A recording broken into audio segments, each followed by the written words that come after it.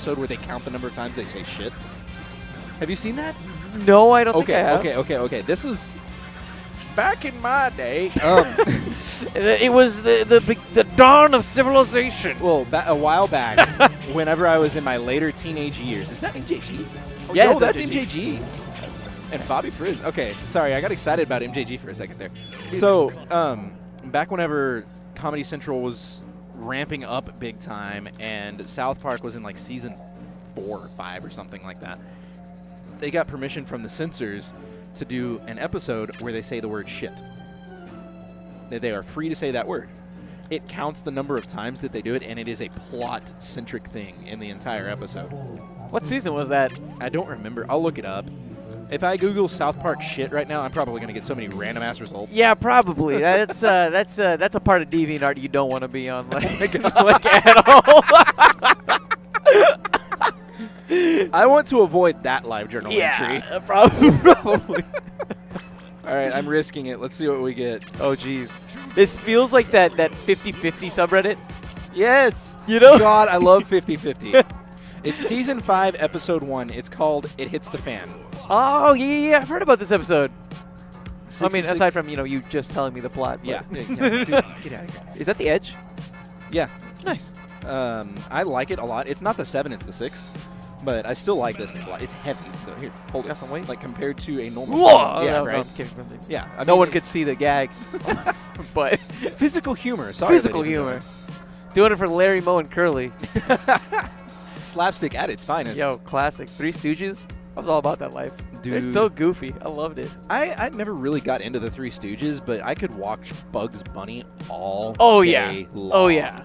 Still to this day, I could just pop on Bugs Bunny somewhere or It's something so like that. funny. And it gets really dark sometimes. Yes. I was also a big fan of Wile E. Coyote, man. Oh, my God. Dude. You want to talk about dark comedy? Talk about a coyote trying to chase a damn roadrunner. That seems like the most existential, possible. Let's get right into the game. MJG making a rare project of appearance with Bobby Frizz. He and Strong Bad teamed last week, I believe, Yeah. at Smash and Splash. MJG opting to go with Meta Knight, so, a man after my own heart. I know that Bobby Frizz, he was playing on stream earlier. I don't remember who he played against, but from personal experience, I can tell you that Strong Bad's really good at the Meta Knight matchup. Yeah, definitely. And, of course, the fact that, like you said, he teamed with MJG last week means that he's very accustomed to his style. So you, of course, being the Meta Knight expert here, tell me about the type of role that we should expect MJG to fill in this team composition. Meta Knight is actually incredibly fragile, whether you believe that or not. He's very aggressive, but he's a pretty solidly glass cannon. He's one of the hardest characters to play correctly, but if you play him correctly, he's one of the best characters. Right. So how does he go about doing that? The way that you have to play in doubles is you have to play it safe. Because Meta Knight is at a weight and fall speed that it's very, very easy to get knocked around back and forth like a volleyball. Okay? And I'm going from personal experience here. You will get beamed back and forth between 2 or 3 different people if you get caught up in the middle of the mix. So most of the time, you want to try as much as you can to stay on the outside of any of the exchanges. And that's why if you see me playing doubles, you'll see me doing exactly that. Right. Because when Meta Knight gets stuck in the middle, you just bounce around a whole lot. Now, that being said, MJG is holding it down. He has the lowest percent and stock count out of everybody on the screen right now. Now, that can be thrown away very rapidly, especially by 2 players level Strong Bad and Machiavelli's caliber. That's not going to stay that way for too long. Excellent back air sealing that stock. Exactly. And MJG's positioning over there was so clutch. First shielding the shoulder bash attempt from Strong Bad, but then retaining center stage control and then capitalizing with the back air to close out the stock against, I believe that was Machiavelli, yeah. Yeah, that was the Ivysaur was Machiavelli. Yeah, the tags were switched for a second. Icons. I was like, Strong Bad? New main? What? Hey, it happens. You never know. Bring back the Donkey Kong. So, right now, another big part of it is Meta Knight is actually very light. Like, if he gets hit by a stray up smash from Bobby Frizz, he's going to lose his stock right now. Same thing with Machiavelli. If he hits him with the sweet spot of the back air, or if Strong Bad gets a solid smash, see, there you go. Oh, just get up air. Up air works too. And so Meta Knight, he's very fragile, but if you play him right, he's also incredibly difficult to hit and capitalize off of his fragility. I don't think that's a word. Yeah, it really feels like MJG's trying to play almost like a hit and run / whiff punish archetype, where he's just waiting for either moments that his teammate sets up or huge mistakes from the red team, and then find really strong punishes off of that. Excellent up air from Bobby Frizz, seals that stock. Machiavelli's not going to really be able to do too much off of it, given how low of a percent he's at. We've got tied stocks right now, but Machiavelli's at such a high percent that his percent's definitely not anything to scoff at. That's right, but nor is that glow that we're seeing around that bulb. He's got the solar beam near ready to go. Yes. And he can definitely use that to shift the momentum in this match right back in Red's favor. Strongbat cornered on that left side, desperately trying to make it back. Bobby Frizz and MJG instead go for the 2v1, and they execute it perfectly. Now we see Machiavelli on his final stock, and things are looking grim for Team Red in Game 1. Correct. However, if they manage to get the KO on Bobby, like so, that, nope. Almost like so. Almost like so. Oh! Now, all right, ladies and gentlemen, we have a game. Very tight set, 10%, 12% separating these players. This is a rough matchup on either direction, okay? It's hard to play because if Fox gets off of the stage, it's really bad news for him because back airs, down airs, up airs, all of Ivysaur's aerials are incredibly good at covering the ledge, making it difficult for him to recover, making it difficult for him to really do much of anything once he's out there. On top of that, he's such a good fall speed and weight for Ivysaur to juggle. Once Ivysaur gets a hold of him, that's really bad news, okay? Yeah. On the flip side of that, if Fox is able to zone out and manages to play the run and gun, the hit and run game you were describing earlier, then it's really difficult for Ivysaur to get in and get that momentum going. Oh, you're absolutely right. The big thing for me is I'm getting harrowing flashbacks of Jay-Z versus Westballs. I mean, the edge guards that man had against Spaceys were outlandish, but we're not going to see that. Up smash from Bobby Frizz. Very well done, sealing that game. Blue team taking game number 1. They had a bit of a rocky start off, but MJG managed to hold down the fort for a while. Bobby Frizz doing literally all of the work. He did 700 damage. That's insane. But of course, I think, like you said, it goes a lot with the archetype when you look at the team comp overall. Even though Fox himself is described as a glass cannon, you could definitely say that Meta Knight kind of exacerbates that by quite a bit. Oh, in a very, very big way. And then on top of all of that, with all the kill power that both Meta Knight and Fox have, I can see why Ivysaur and Wario, there we go, sorry. I blanked. I was going Ivysaur and Strongbat. I automatically associate him with the character at this point. Yeah, definitely. It's the curly mustache he has. It is that curly mustache. The curly peach fuzz he's got going anyway. Yeah, he's just going to have like a W like in the middle of his hair. And they're going to be like, are you like Syndrome or something? Is that what you're doing? The Incredibles? No, he's Charles Manson. Oh, yeah. Perfect. Perfect. That got really dark. Yeah, it got really, really dark, man. I'll be honest. I mean, I'll run with it, but damn, dude. No. That's not Strongbat. That's a mass murderer. Oh, yeah. Perfect. Whoops. So, apparently... Okay, I didn't even know Machiavelli had a King DDD. Yeah, it's a bit of a surprise for me, to be honest. I guess he wants to be able to have a bit more tankiness.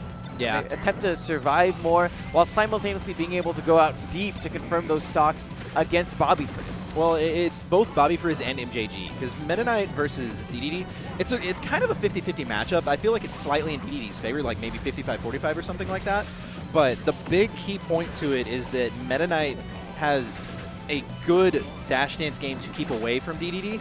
But again, when DDD gets a hold of Meta Knight, it's just juggles and damage all day long. Yeah, you know what? Misses the waddle dash. Oh, yeah. That's crucial. Machiavelli losing his stock early. But hey, right there, you touched on it. MJG going out so fast. That glassiness certainly being a factor, while Strongbat laying quick work onto Bobby Frizz. Suddenly things don't look so bad for Red, beckoning a 1-stock lead. As long as Strongbat can be the stock tank here, this team should be able to have some nice momentum moving forward. I think in game 1, the key point that was separating the teams was that the red team was trying too hard to be too aggressive, and that's not going to work against Meta Knight Fox, okay? So what you've noticed is you saw the red team separate to either end of the stage and just cover both and kind of mirror what was going on, keeping them in between them rather than trying to just engage. You know, that way they cover the whole stage, they've got the control on everything, and they're able to just kind of patiently wait and put themselves into situations like this one. Oh yeah, and MJG desperately trying to save his teammate, loses a stock in the process. This lead from Red is ever growing, even with the unfortunate recovery error from Machiavelli to open up the game. Now, again, you see Meta Knight's getting just comboed like crazy by King DDD. DDD, all of his moves out-prioritize all of Meta Knight's, but Meta Knight is able to dash back and forth so quickly that he can actually just wait for DDD to commit and throw out a move and then run in and get like a grab or something like that to get something started. So it's a matter of, can I get my hands on you in that matchup? Definitely. And personally, I feel like whenever DDD gets an opening, ooh, great waft. This is a very big difference in the games. Oh, yeah. But whenever I see DDD get an opening against Meta Knight, I feel like it's not as often, but it hurts so much more than when Meta Knight gets an opening against DDD. Yes, very, very, very much so. So it leads to some really gnarly things. And then, wow, if he would have held that for half a second longer, I think he may have gotten hit for it. But I think he's got a little armor on his forward smash. I'm not 100% sure. I know he has it on that right there, the down B. That is actually King DDD's fastest move. Really? Yeah. I don't remember what frame it was in Brawl specifically, but I know it was his fastest move then, and it was like frame like 12. All of his moves were just bad. But then he's got that back air, that nice, meaty, beefy back air. That right there. Oh, yeah. That like defines his character. The organic grass-fed 100% beef. Yes, exactly. It's one of those ones that should be an up air. Whoa! Strong bad, cashing out huge, and drops the taunt for good measure as well. Things are looking all but wrapped up unless Bobby Frizz can make the most miraculous comeback of his Smash career. Against King DDD and Wario, whenever he's off the stage like that, no, I really don't think that he's going to do this. I mean, I've been wrong at least twice today whenever I say that. So now, right there, shine to up smash. Now, this is going to be rough, but it's doable. And, I mean, it's going to come down to whether Machiavelli holds onto his stock and whether or not Machiavelli and waft. And waft. I couldn't even finish it. I just knew what was coming up. So we've got 1-1. Very drastic difference in the two games. The red team seemed much more in control that game than they did in game one. I think a big part of it was they had more room to move. Their characters were a lot more tanky. People are just blipping like crazy on the melee setup. You Sorry. gotta, I mean, what did you expect? Oh, wow, a Game & Watch showed up. Like, come on, man. So, no, I don't know if you heard, but one of the money matches that we had legitimately stood up to the name of the tournament. Really? Like, it was low tier battles, man. It was Hungrybox Ness doing our local Ness mate Nihilus, and then right afterwards, Hungrybox's Ness against Lunchable's Roy in Melee. I inadvertently set that money match up. Hungrybox was saying, hey, what are some good places in the area? I want to set up like a lunch thing or something. And I said, the best lunch we've got over here is Zachary Sane. Oh, yeah. And making a joke about it.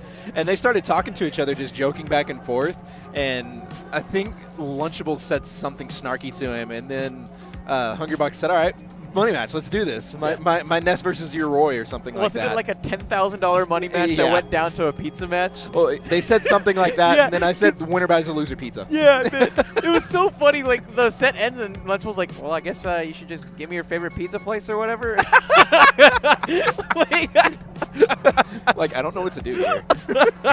It was way too much. No, it was way too much. I got to watch part of that, but then I had to come. I came over here to do some commentary on ABJL versus odds. That must have been an amazing set. There's stock counts for you, sir. So, player, character, game, winner, stock count. 2 stock, 1 stock, 1 stock, 1 stock, 1 stock. Wow. Yeah. That's surprising, man. America almost did it. Almost. Against Canada, but the poutine is too damn good. Like, I've been keeping those stats on everything that I've been sitting down to watch. I'm not doing it for doubles because there's too much chaos in here. Oh, yeah. And I don't feel like writing all that stuff down. And the biggest difference that I saw, let me see if I can find it. Like, the #1 biggest turnaround was right here. Arsenals took game 1 off of Drinking Food and then got 4 stock twice. Damn. Drinking Food, who is in loser's bracket, losing to Teals. Wow. Yep. What a crazy tournament. And even Drinking Food losing a game to Arsenal is so surprising. Right there. He 3-stocked him with his Wolf, lost out, lost out. Well, so let's talk about this game, though. That's all. That's kind of history. That's in the past. And now I think if you watch, MJG is playing, he's playing incredibly careful, which very, very correct thing to do. So I want to know why we're seeing Mach switch away from the DD and back to the Ivysaur. The Shy Guys on here, the Fly Guys, they can kill him, and this is a really good stage in general for Ivysaur. Really good recovery by Bobby Frizz. Uses a wall jump and Crazy Uncle Randy to get past Strong Bad's neutral air edge guard. That neutral air is absurdly good at stuffing out spacey edge guards. Or excuse me, spacey recoveries. Bobby Frizz, ooh, actually catching Strongbad with the nair there. Strongbad, a few pixels shy of a great recovery, will be losing his stock. This game so far seemed pretty tied up, but wow, yes. Mach. A very good edge guard by Machiavelli, and MJG loses it. For those of you that don't know, Meta Knight loses all of his jumps anytime he uses a B move in the air. At all. It doesn't matter which move, doesn't matter how many jumps he has left, he loses all of his jumps. The Meta Knight versus Ivysaur matchup is awful. Awful, awful, awful. I do not like it in any way at all. Ivysaur stuffs out everything Meta Knight does. Meta Knight can't recover past Ivysaur. He gets forced to recover super duper high, which Ivysaur can then very promptly just go into wherever Meta Knight is going and still get a back air. It's really, really bad. I don't like it. Just a little bit. After so many sets against Dinty. M's over here saying someone's salty. Yeah. Yeah. Sweet, sweet salt. But you of course speak from that experience, and we can only imagine how MJG must be feeling. Do you think it would be better to switch it up so he's focusing primarily on Strongbad, or does that go against his goals in the doubles? I think that kind of goes against his goals. He needs to play more of a support role where just if Bobby Frizz is in a bad position, MJG needs to help generate a good position out of it somehow. Whether that happens generically, just whatever happens kind of thing. But you see how he's just spacing back, he's patiently waiting for something to happen and capitalizes whenever it does? That is the correct thing. Good tech by Machiavelli. It's like he's a bear trap. Yeah, and he's just planted onto the ground, and it doesn't activate until there's some action nearby. Shine Spike by Bobby Frizz takes Strongbad's next stock. Down to his last one, forward smash is going to seal Bobby Frizz's stock. MJG is one stray hit away from losing his stock, and so is Machiavelli. Machiavelli off the stage, MJG opting to go ahead and let him back on. Ivysaur is one of those characters that's difficult to edgeguard in the first place, in addition to that back air from Bobby Frizz accidentally KOing his partner. However, now Strongbad is on his last legs. Machiavelli is going to be doing the 2v1. That's so brutal. That's pretty rough, I don't know man. if this is 2 out of 3 or 3 out of 5, but that is either way such a costly mistake. I'm fairly confident that this is just 2 out of 3. I say fairly confident. I'm not like sitting here like I'm not going to go broadcasting it out on CNN. 2 out of 3. I'm saying I do believe that this is a 2 out of 3. If you were a betting man. If I was a betting man, yeah. And if I was a betting man, I would not be really pushing on towards Machiavelli making this comeback. Already Bobby Frizz and MJG are playing so patiently. This isn't even winner's quarters, according to M, so it is best 2 out of 3. Stacked. Yes, the doubles in this tournament is absurd, dude. Like, I just looked at the doubles bracket just out of curiosity, and when I saw it, I went, ugh. I'm really good at doubles, and I don't want to be in that. I don't know really how else to say it. Yeah, that's a hard pass. Now, keep in mind that both of these characters, wow, he managed to just kind of get by the skin of his teeth on that one. I know, if maybe Mach was like a quarter second earlier. Yes, something less, like that. He could have been able to get the edge guard. They really need to get Machiavelli in between them because right now what they're doing is not working. He has done so much more work than either one of them has. Both of them are right around a KO %, actually. And on top of that, see, he has no lag when he lands off of that. That's 0 on shield. So it's just completely, it is a neutral air.